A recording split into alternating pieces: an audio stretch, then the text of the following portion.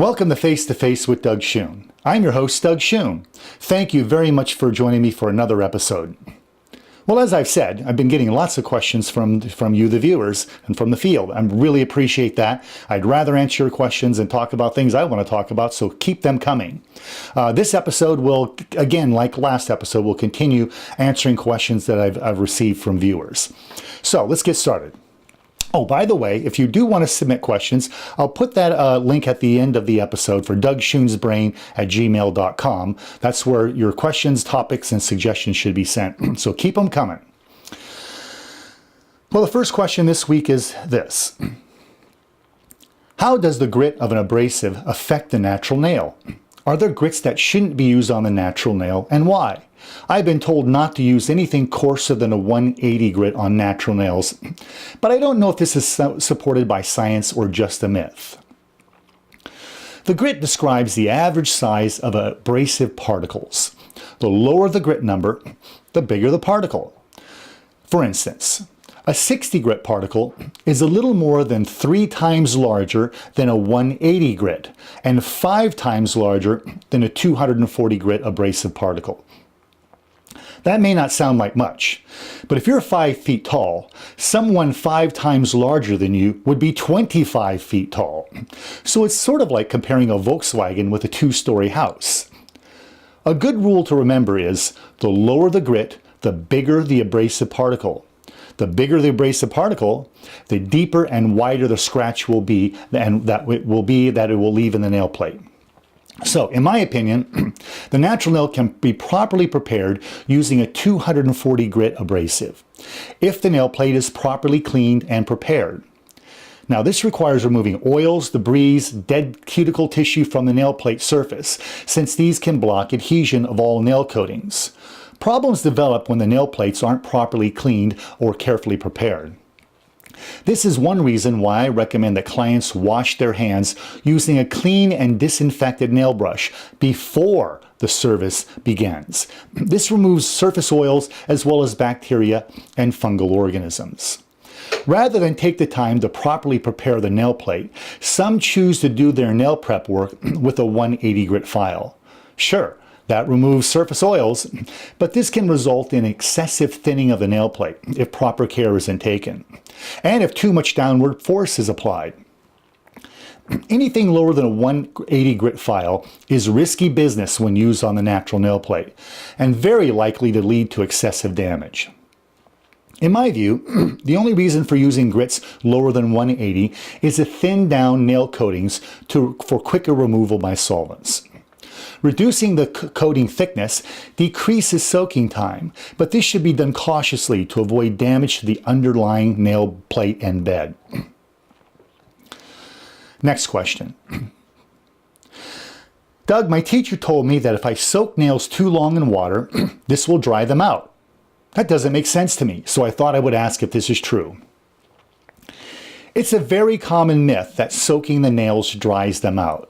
How can soaking the nail in water make it dry? That makes no sense. So why do people say this? Well, this is yet another example how using improper terminology leads to confusion. Water cannot cause anything to become dry. Extra water inside the nail plate causes it to become wet. But when this excess water leaves, the nail plate returns to its normal levels of moisture. It's never completely dry. It always contains some moisture, and moisture is water. Remember, water is moisture, and moisture is water. They're one and the same. I think what your teacher was trying to say is that excessive water exposure can damage some nail plates when they are repeatedly exposed to water, and then they lose that water to dry out to their normal moisture levels again. This can be damaging to the nail plate. For instance, tiny cracks can rapidly grow into larger cracks. Or the plate may begin to peel at the free edge. It's this damage that's sometimes confused with dryness, but they're not related. So if people see dryness, damage, they call it dryness even though it's not related to dryness at all. Why do I say this?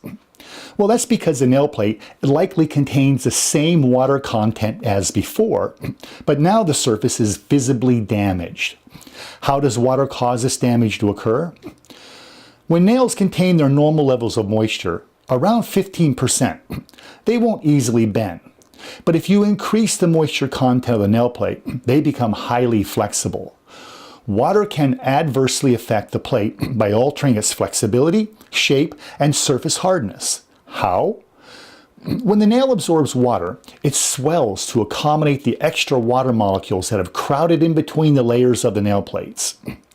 Soaking in water for more than 60 seconds allows water molecules to seep between the layers of the nail cells and sheathe them in this liquid lubricant we call water. Now the layers can slide past each other with greater ease, making the nail plate easier to bend. A similar effect is seen when hair absorbs water. It becomes much easier to stretch without breaking. Absorbed water causes the nail plate to swell, which may cause very small cracks to grow. Excuse me. Absorbed water will also make the nail plate surface softer and much more easy to damage. The softer the nail surface, the more prone it will be to scratching, pitting, flaking, and peeling. Softened nail plates are easier to damage by physical actions such as picking, prying, scraping, and filing. And when the nail plates are softened by soaking in water, surface damage is more likely to occur. Water gets all the blame, but the heavy-handed nail technician usually causes most of the surface damage. A good general rule of thumb to remember: when a nail plate is soaked in water or other solvents for more than 60 seconds, expect that its surface is going to be more susceptible for damage for up to a next hour. So 60 minutes of soak can make the nail plate susceptible to surface damage for an hour. So be cautious.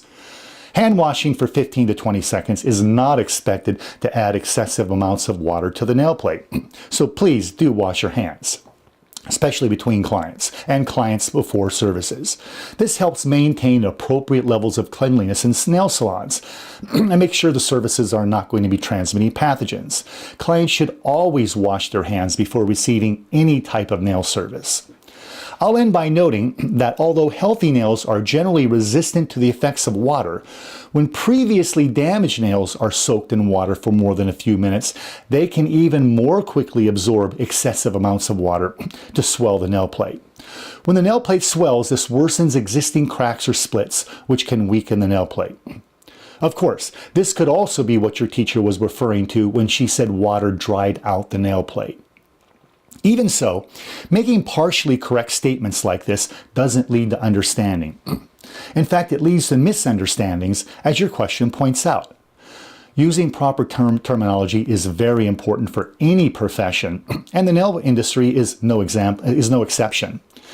Please help with this issue, and always strive to use proper terminology, proper professional terminology, and make sure you ask others to use it as well around you. And that's how we can change this in our industry.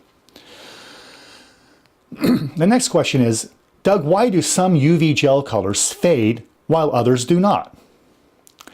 Many colorants are affected by UV, which stands for ultraviolet. UV causes the colorant to undergo a chemical change that alters or fades its color. Some colors are more susceptible to UV than others. Those colors are at the blue end of the spectrum. They're generally easier to fade than those at the red end of the spectrum. And some colors turn yellow with enough exposure to natural sunlight, which of course contains UV. The reason some colors don't change and some colors change and the others don't depends entirely upon their chemical structure. Colors that have a chemical structure that is more resistant to UV are less likely to change. How does UV cause these colors to shift and fade? Well, it's like visible light. UV is energy. This is why the correct name for ultraviolet is ultraviolet energy, not ultraviolet light. Why not call it light? Light is energy that we can see. If we can't see it, it's not light. We can't see UV, so it's really not correct to call it light. It's pure energy. When UV energy collides with certain chemical bonds, that energy can snip them, much like a scissors cuts a thread. When this happens, the color begins to fade or shift because the chemical structure of the colorant ingredient is slowly changing. More exposure, more changes. The more these chemical bonds break, the greater will be the change.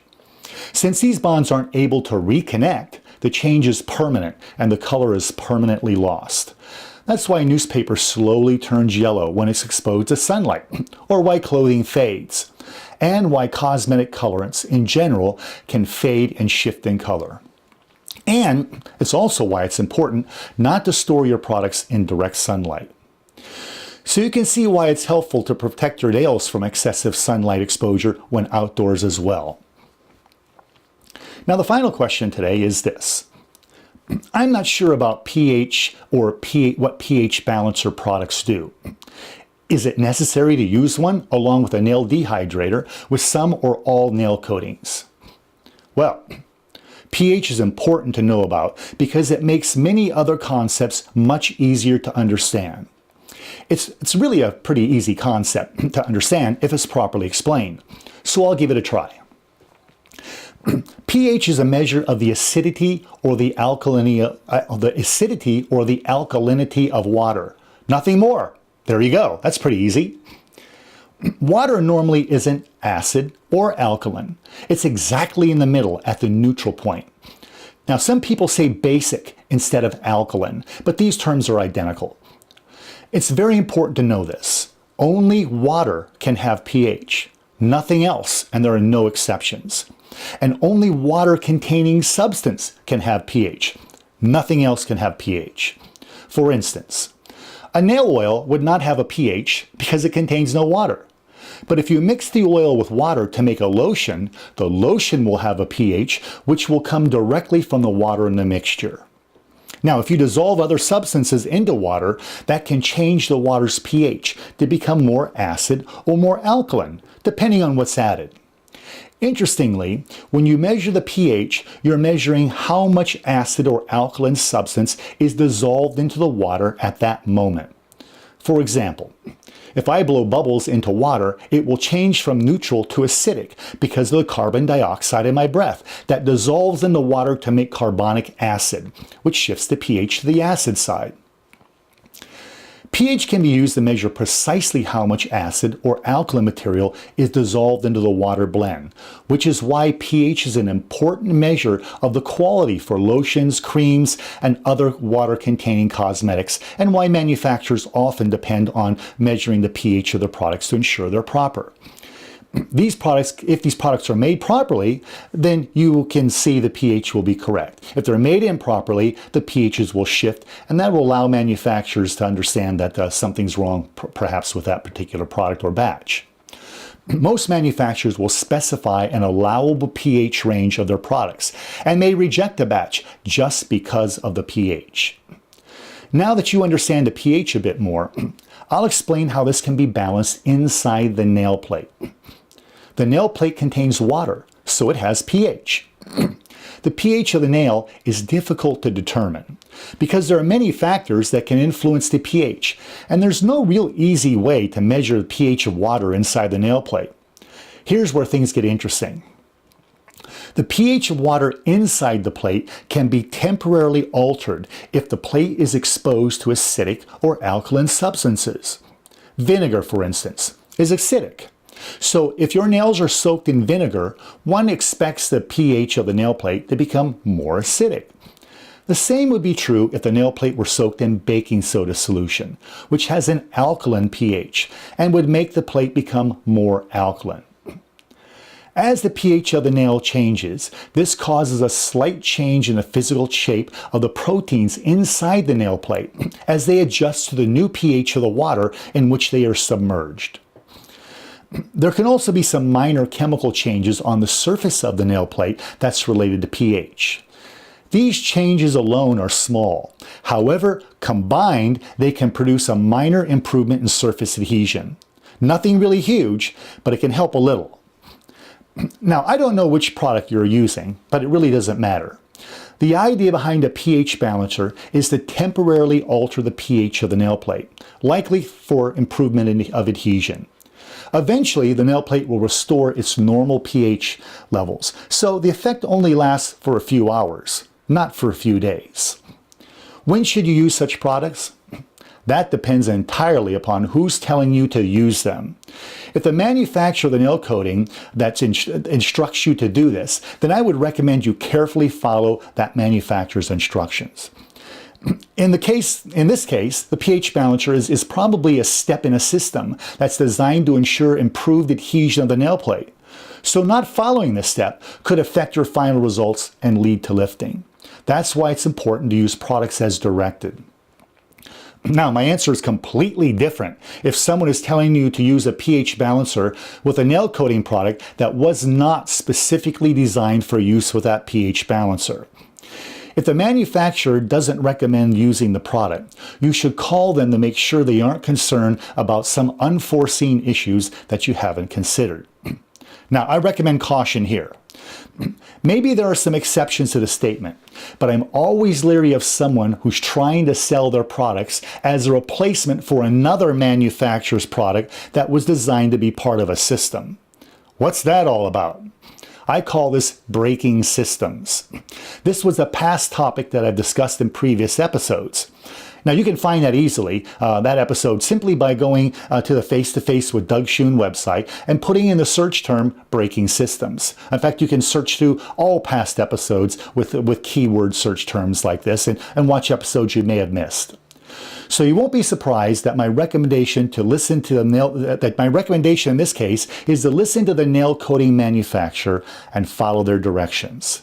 They're the ones that can give you the best information about how to proceed with using their products. Well, thank you very much for watching Face to Face with Doug Schoon. I hope you enjoyed this episode. Please tell your friends about it and join me again for another episode next week. See you then.